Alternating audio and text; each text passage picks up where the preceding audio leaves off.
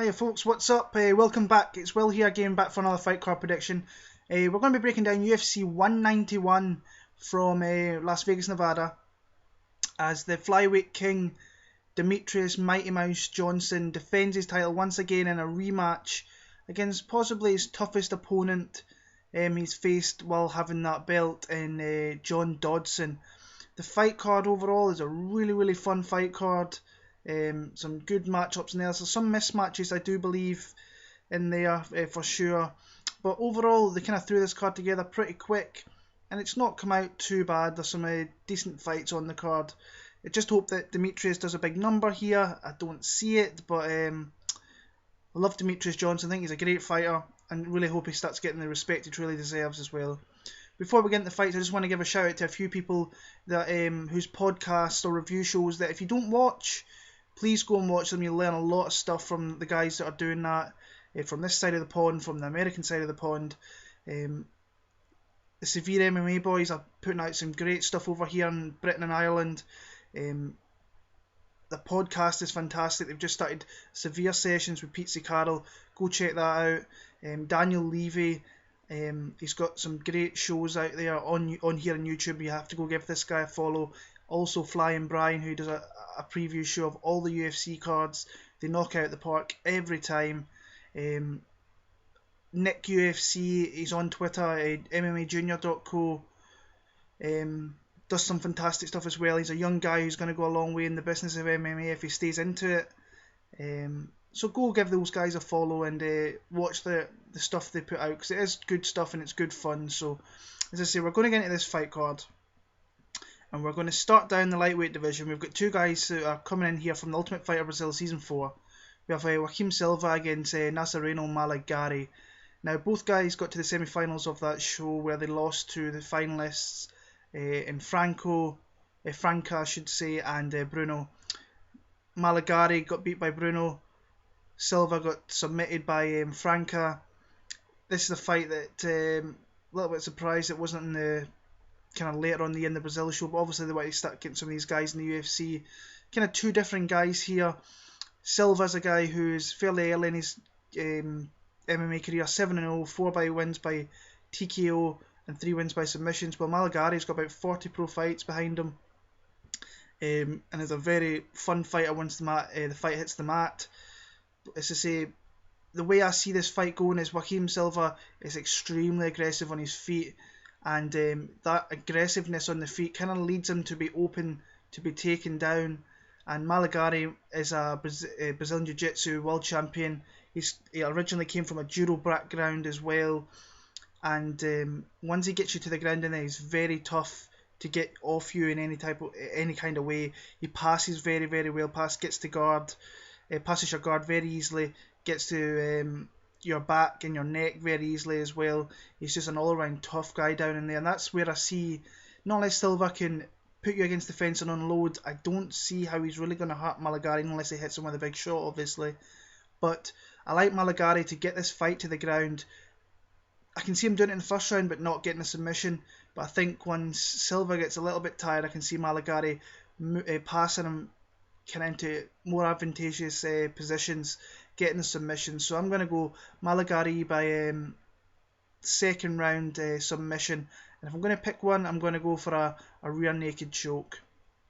Middleweight division, we have Joe Riggs against Ron Stallings.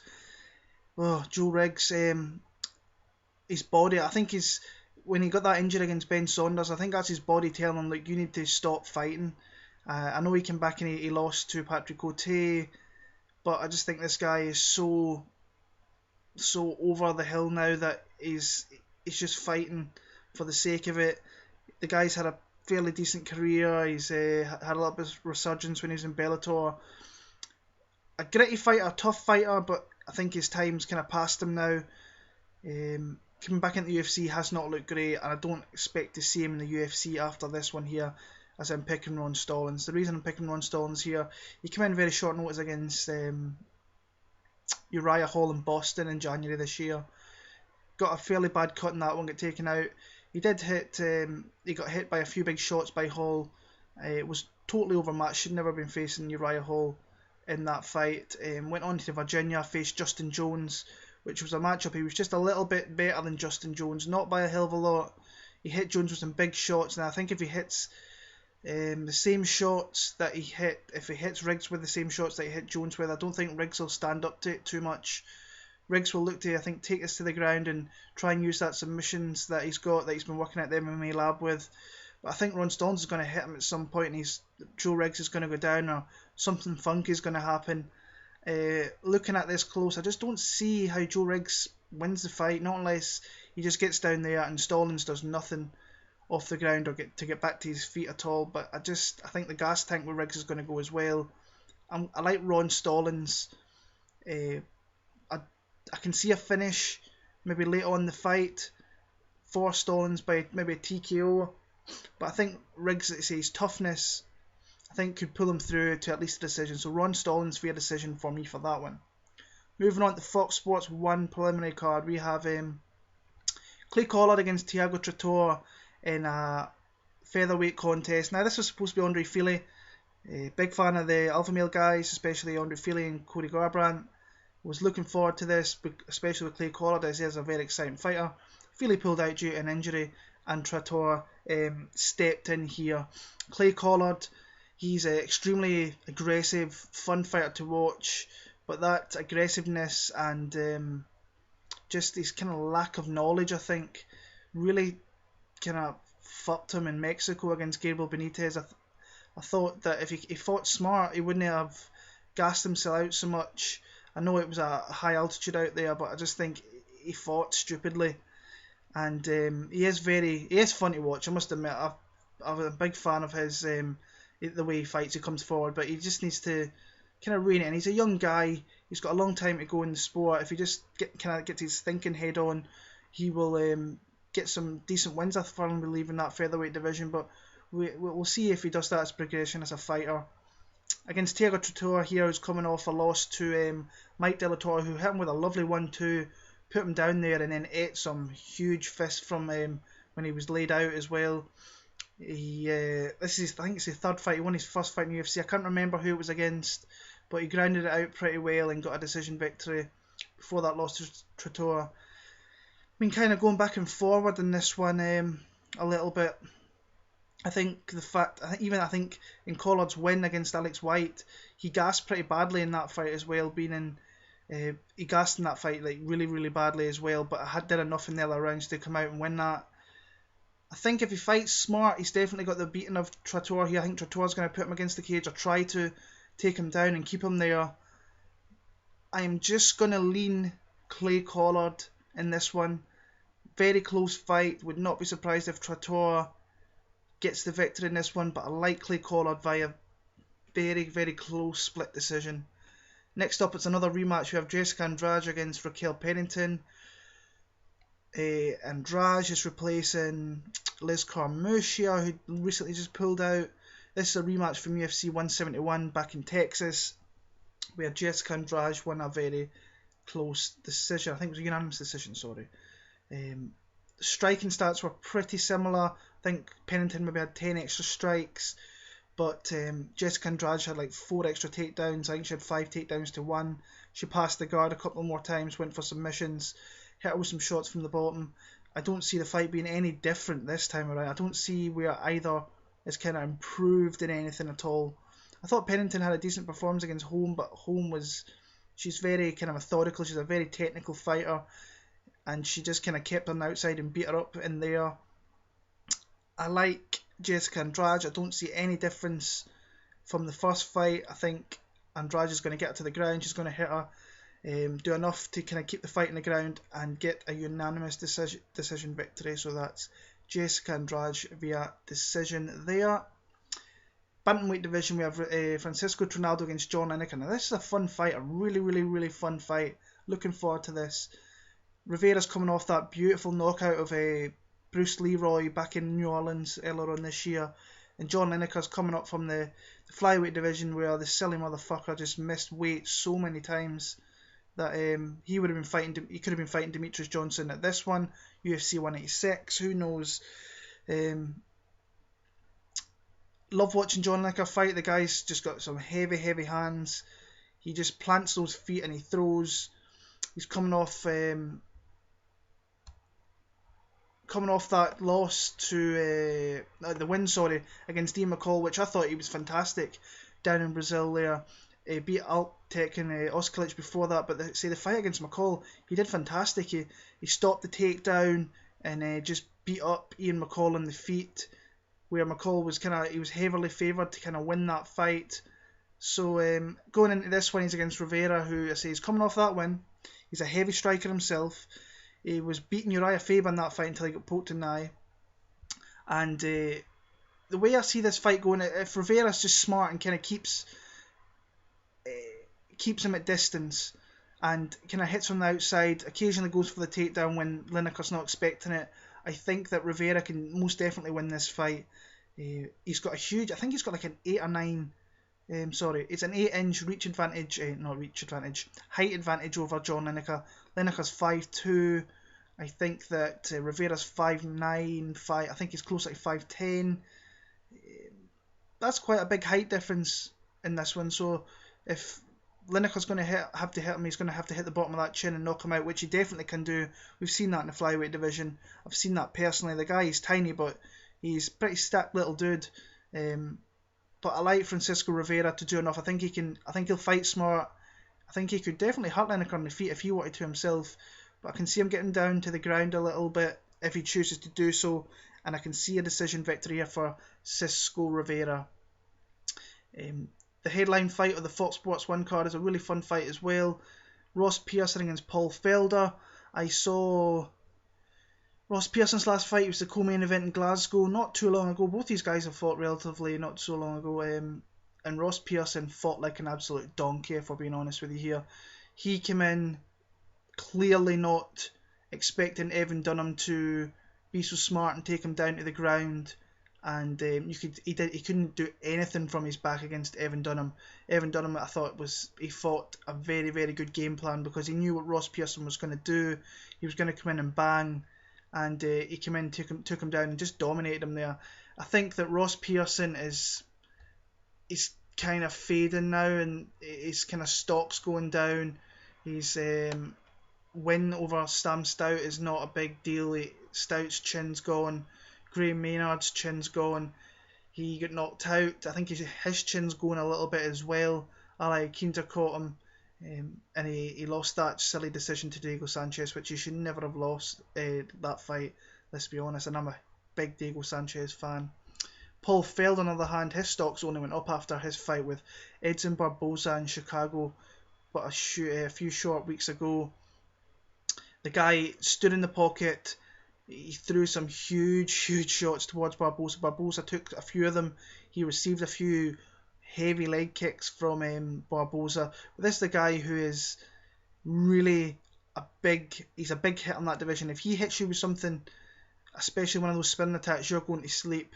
I think he could kind of mix it up a little bit. If he was to even just feint for takedowns, he would scare the shit out of some of his opponents by the level of his striking. He has obviously that beautiful knockout of Danny Castillo back in January this year. The way I see this fight going is that Pearson wants a stand-up fight with a certain fighter, and he's got it here. But I think this is the wrong guy to be having a stand-up fight with. I think that Paul Felder is the heavier striker. He has the quicker hand speed. He's faster in and out than what Ross Pearson is. I think he has better footwork as well, if he chooses to do so. And you don't know what's coming with him. Spinning attacks. I like Paul Felder in this one. I like him by knockout. I think he could catch Ross Pearson very early here. Pearson wants a firefight, and this is the wrong guy to do it against. Paul Felder. I'm going to go TKO first round here for the Irish Dragon. Moving on to the main card, we have women's strawweight division action to kick off the main card. We have Paige VanZant against Alex Chambers. Now this is a total mismatch here, because Alex Chambers I don't think is a very good fighter. She's pretty old in that division, and she's against one of the probably youngest people in that division, who just goes non-fucking stop, and she's relentless, is Paige VanZant. I thought her performance against Kaelin Curran was a beautiful performance. Got the finish in the third round. She takes you to the ground, she pounds you out down there, she looks for submissions. but she just basically likes to kind of pound you out down there and move to better advantageous positions and hit you down there. On counter move, I know she's a huge price for this card, but I can see her getting a finish. I can see her getting a lot of strikes in there, significant strikes. I think she's 5,800 if I remember right. A lot to put in your counter move team, but it'll be worth it, I reckon. If you can find a way to fit her in there, try and do so. Our second fight against Felice Herrig, she came out there. I thought it started off a little bit rough for VanZant. I know she got the fight to the ground, but Herrig was trying to find a submission. I think she got on that armbar, looked kind of close, but as soon as Herrig couldn't finish that, it was all VanZant, and she just beat that ass up. Got a very, very dominant decision victory there. I say Alex Chambers, she lost to Ash Daly, got submitted in that one, and then she went in and she faced Kaelin Curran, and she was getting her ass beat. And this, I don't think it's more of her having an impressive victory here. It's Kaelin Curran's stupid, like, her fight IQ was horrendous, was not great at all. She was totally pummeling Alex Chambers for the first 2 rounds in that fight. All she had to do was keep it in the fight and just beat her ass. Chambers had nothing on the feet for her. Stupidly went to the ground and then got caught and she had to tap out. So fair dues to Alex Chamber for the submission victory, but I didn't see anything in that warrants me thinking that she's going to do anything against Paige VanZant. I think she's going to get blown out the water here. It's should it be in the main card of a UFC pay-per-view? No, but UFC want to push Paige VanZant. She's a beautiful looking girl. She's a decent fighter. There is fighters in this division who will eat her up for fun, but this is going to be a very unanimous decision victory for Paige VanZant. I can see her taking her out in under a round and a half, so keep an eye on the bets for that. And VanZant, I think she's going to get a TKO victory. TKO midway through, maybe early second round. I'm going to go early second round. Light heavyweight division, we have Jan Blachowicz against Corey Beeston. Is it 25-8? Corey Anderson, so that's the worst fucking nickname I think I may have ever heard, along with the Bronx and some of the other ones like Josh Buckman's as well. Is horrid. This was supposed to be Blachowicz was supposed to be facing Rumble. Things got changed around. Manuwa came in for Johnson there. Blachowicz is coming in here, third fight in the UFC. He won his first one against Ilir Latifi, where he came in and he looked very dominant in the feet, and he hit Latifi with a huge body kick. Latifi just folded, took him out, and moved on to face Jimi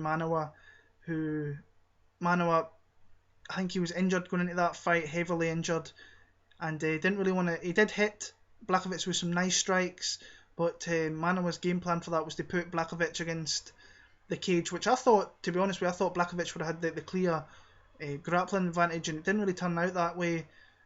He got hit with some body shots on it. I thought he showed a lot of weakness being put against the cage. He couldn't get himself out of there, and on the feet he just kind of looked scared to throw anything because he thought Manuwa was going to hit him harder back. But his previous fights before the UFC, the guy is a very dominant fighter. Once the fight gets to the ground, he's got some vicious leg locks down there as well. So that's something you need to look out for in this fight. I don't think he can really get Corey Anderson down, in all honesty. He's coming off that fight where he lost to Gian Vellante in the fight of the night, and he won tough a few years back. But I don't see anywhere where Corey Anderson really hurts him in this fight. I know he's got a good chin. He hit Vellante with some good shots as well, in all honesty. But I think Blachowicz has got enough here to really... I just think everywhere that Anderson's good at, Blachowicz is just that little bit better. Maybe except for the wrestling side of it. I know Anderson is a good wrestler, offensively wise, if he decides to use that. But I think Blachowicz has got enough everywhere to really win this fight. I like Blachowicz via unanimous decision victory. Moving on, we have Anthony Rumble Johnson against Jimi, the poster boy Manuwa. This is a fun fight. This is a really fun fight, and I see a lot of people writing off Jimi Manuwa, and I'm not going to be one of those guys. I think that Rumble Johnson, he's coming in here after that loss to Daniel Cormier, where he hit Cormier with a massive shot, and Cormier survived that, and I think that took quite a bit out of Rumble Johnson. He gassed really, really badly in that one, and that's due to DC taking him down, beating his ass down on the floor there, and just basically gassing out and not being able to do anything off his back to get back to his feet. He came out the second and third rounds, tried to throw someone, but just got put on his back. Now this is a fun fight against another striker who is heavy-handed like Rumble, who will come forward, is very aggressive. Both guys are very aggressive here, but with Manuwa, I don't think you can take Manuwa down per se. I think somebody is going to get knocked out here. Manuwa, he's coming off that win over Jan Blachowicz. He's got some good kickboxing skills. He is still very young in the game. He's like 6 or 7 years into his career as Jimi Manuwa. And I think if he can get through the early spell with Rumble Johnson, I think he can beat Rumble Johnson. Now I've been saying, I've actually been kind of looking in on Jimi Manuwa on his social media and other people who are at the All Stars gym, and Jimi Manuwa sounds really confident in this fight. Now I know I shouldn't take that for anything really, but I'm going to go with Jimi Manuwa on this one. I think I've got a funny people say Manuwa is a bomber, and we've seen that in his UFC debut against Kyle Kingsbury. He hit Manuwa Kingsbury with some huge shots, took him out, and if he lands something just like Rumble Johnson, he can hurt you. And I think that Anthony Johnson, when he faces big strikers, like heavy strikers, we've seen this now. Dan Hardy is not really a heavy striker. When maybe down at welterweight he was when he was down there, but we're all talking into that fight that we're gonna have a stand up fight here. I'm gonna knock you out. Anthony Johnson wanted nothing with Dan Hardy. Now I know Dan Hardy's Achilles heel was his wrestling, and that's pretty smart of Johnson to take him down there and stop Hardy from his biggest downfall in his game, is to take him down and just keep him there. But he wanted nothing with Dan Hardy on the feet in that one, and I can see him being like that here against Jimi Manuwa. I think Manuwa's going to stop the takedown, and he's going to hit Johnson with something. It's going to be a firefight. I firmly believe that, but we're due a big surprise somewhere, and I think this one could definitely be it. And I'm going to pick Jimi Manuwa. I think, especially this Anthony Johnson thing, something crept up this week regarding him and a woman in the gym and shit like that. That stuff never helps weeks out from fights. And from hearing from Jimi Manuwa in the camp over there in Sweden, he's having a great time over there. I'm going to go with underdog just for shits and giggles, and plus I think that Manuwa has a good chance to hurt Anthony Johnson. Playing counter move, Jimi Manuwa's 4,000. Not a bad guy to throw in your last pick if you're needing somebody. I'm going to go Jimi Manuwa by TKO, early second round. I may be the only person that probably picks Jimi Manuwa, but a bit of fun here and there never hurts anybody. So I'm going to go Jimi Manuwa via TKO second round. Co-main event, nice co-main event. Andrei Arlovski and Frank Mir. Now both guys are coming off big wins, huge wins. Since Andrei Arlovski's come back to the UFC, he's looked fantastic. Beat Brendan Schaub, knocked out Bigfoot, and then had probably the best first round that we've seen in a long time against Travis Brown, where he knocked the head off Travis Brown so many times. Then they're going back and forward, and Travis Brown fucking drops Andrei Arlovski. Arlovski gets him against the fence and then just beats his ass again and knocks him out. I was losing my shit watching that fight. It was a really fun one to watch.